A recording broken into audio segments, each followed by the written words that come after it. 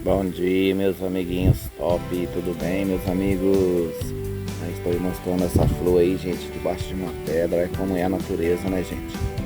Como que é a obra de Deus, olha só. Debaixo da pedra, debaixo da água, galerinha, ó. Nasceu esta flor, linda demais, né, gente?